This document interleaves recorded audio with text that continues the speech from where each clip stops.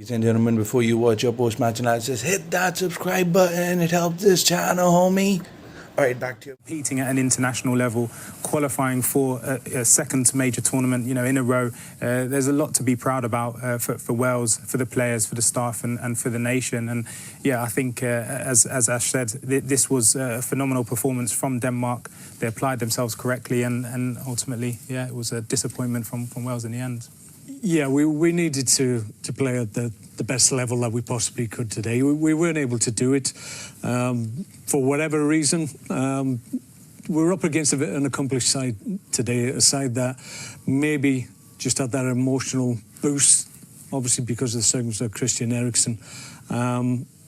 But tactically, they understood what they needed to do, and after our initial opening salvo, that was about it. We found it very difficult to really make any impression whatsoever. And Wales went in at half-time, only 1-0 down, and it could easily have been a greater scoreline for Denmark at that point. Wales were really, really up against it, and you think regroup, get yourself sorted, get back out. So to concede so early on in the second half was just a sucker punch, wasn't it? Yeah, it was a big blow. I think, when we look at it, this is a 100% clear foul for me. So I don't understand how that's not a foul. That's a foul every day of the week. As it rolls on, another interesting point in this for me is Joe Rodon's on a yellow card, and I think that possibly he might have been able to get a little bit tighter if he wasn't on Braithwaite. And then from here, we've all made mistakes. I'm gutted for Nico Williams because he's going to feel terrible tonight. But it's just one of those things. He's tried to clear the ball, and it's obviously dropped to the man. But as you said, that's a foul. Here we go. I'm not sure. Is that out? We don't know. But they checked that, and even when you see that image there, how he looks like he's out. I think we need Hawkeye, not VAR. So, yeah, it's frustrating. But again, look, that's fantastic play from Braithwaite, threatening the line. And as Ash said, everyone makes mistakes. Unfortunate that it's landed to the feet of the player, and it's a goal. And as I said, it's deflating for the players in that instance, going out into the second half and to concede a second goal so early on. It's really hard to pick yourself up again. And Dolberg, of course, that was his second in the match, and he used to play his club football for Ajax. He scored 29 goals in 55 home games. He felt very much at home today, didn't he? And he looked, well, as all the Danish players, so quick to it as well. His reactions there, and to finish that, obviously, he's like a lot of those players seem to be really in the zone. They're in that kind of groove at the moment. As you said, Mark, they'll go a long way, won't they? Yeah, I mean, they could have Holland next, the Netherlands. Yeah, absolutely. It's a difficult fixture for them, obviously, but given what they've shown and what they've been through, you just sense that they've got a glue that's going to take them far, and just individually and collectively, they're a very strong outfit. So teams are going to struggle against them. Was dangerous, wasn't he? Yeah, he had an excellent game. You could name anyone on their team, and they put their best game on the pitch today. And like Mark said, they seem to have this kind of roller coaster, and obviously with the situation that happened with Christian Eriksen, they've re-galvanised themselves and they're just on a roll now. Yeah, and as I say, Maehle's had a brilliant game and then got himself a goal as well. Yeah, and he deserved it. I think that Maehle, he was a problem all day for us. As we can see, he's creeping up here. He's adventurous, he's brave. He finds himself in a massive gap of space, a bit of composure, and banged it straight in. And I thought he was excellent on the afternoon. And this is just momentum as well. Wales are looking to attack 2-0 down. He's not going to have that space in the game if it's 0-0, if it's 1-0. And so Wales are having to commit players further forward. And he falls into a fantastic amount of space. It's a great pick out from his teammate. And, he cuts inside here, shows that great skill and a really strong finish. And 3-0, it's very, very difficult now to where do you go? And I think, as we said, as a group of players, it's about taking the experience on and taking the positives out of the journey which they've had. Well, these are the scenes in Copenhagen, the fan zones that they've got there, yet again throwing their beers into the air and rejoicing because they're watching their team go on a magnificent journey, not unlike the kind of journey Wales went on, because it's the unexpectedness almost of it, isn't it? When you're on that kind of journey, there's no expectation, actually. Yeah. Well, they lost the first 2 games, so it was in a situation where I'm sure they didn't expect to be celebrating that. But, you know, take my Wales hat off for a second. Very pleased for Denmark, and scenes like that are always good. On the day they deserved it, and you know they've had a tough couple of weeks, the Danish players. It's 2 weeks ago today that a decision was made about now to restart that game, and when you consider the fallout from that the next day, when a lot of Danish football experts and mood was coming out from the camp that they didn't really want to play that game, you know, which they lost ultimately. You know, that's an incredible turnaround in 14 days. It is, and it shows the leaders within the team. They're a group of men. They came together collectively, and they're now they have some fantastic momentum with them, and they're using that energy. You know, the shock of the experience of what they went through for positive now. And as Ash said, from a mutual position, it's great to see what they're achieving, and I'm sure they'll go far in the tournament. Well, of course, Gareth Bale always steps up, doesn't he, to talk to the press during the week and the build-up to the game. He takes such responsibility on his shoulders, and he's about to talk to us now with Carl Roberts. Gareth, a very disappointing end to the tournament. Yeah, no, of course. Not how we wanted the game to go. Yeah, from our point of view, we started very well the first 25 minutes. Yeah, conceded a goal, and yeah, the game changed a little bit, I think.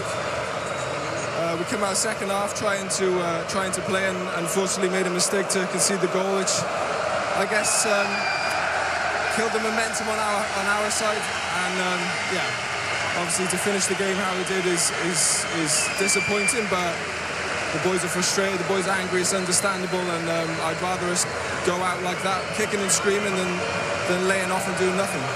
You were angry when the second goal went in. Felt there was a foul on Kiefer Moore, perhaps? Yeah, definitely. If you play the ball through the back of someone, it's a foul. Felt like the ref maybe has been influenced by a lot of supporters here, but I guess it is what it is. There's no point making excuses now. It's yeah, it's disappointing. That's all I can say. I think you missed an opportunity because it was there for you, wasn't it, in the second round to get a place in the last 8? Yeah, no, yeah, of course we missed an opportunity, but I think one thing we can't fault is the effort the boys shown, and that's the minimum requirement for this group, and I'm proud of them all still. I know you were asked yesterday if this was going to be your last game for Wales. You said you wanted another one. There you go. That was the answer to that one. It wasn't the time, probably, that he was ever going to tell us that kind of news, but Carl obviously had to ask him the question, because he did say, didn't he, ahead of the tournament, I know what my future is. If I tell you now, it'll all just blow up and it'll take, you know, the world by storm, was kind of his intonation. So there is a big announcement coming at some point from Gareth Bale about what he's going to do. What is you're a man who's spent a long time with him, both of you have. Yeah. What do you think he's going to do? He's going to play some golf first, and he's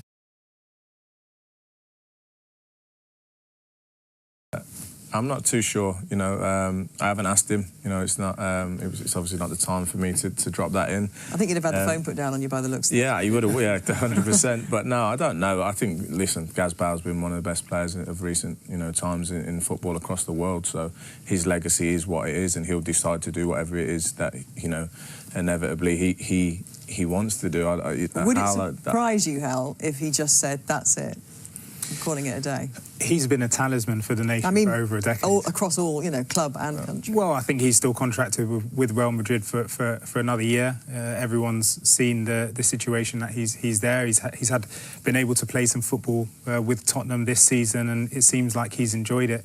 In terms of football, he has so much to give, and you know, I'm sure Mark will tell us that, you know, if you hang your boots up too early, you know, you're going to have regret. And hopefully for Gareth, he continues to contribute not only from, you know, the performance side of the game, but actually what he can give back to the younger players in the group, you know, to other clubs which he may play for. So yeah, I think it will be an interesting decision, but hopefully a right one for him. Yeah, he obviously he would carry on if he felt that he could give what what Gareth Bale has given over the years. The mindset that he's got. Do you think that he doesn't want to be kind of below that level? He doesn't want to play. Quite possibly.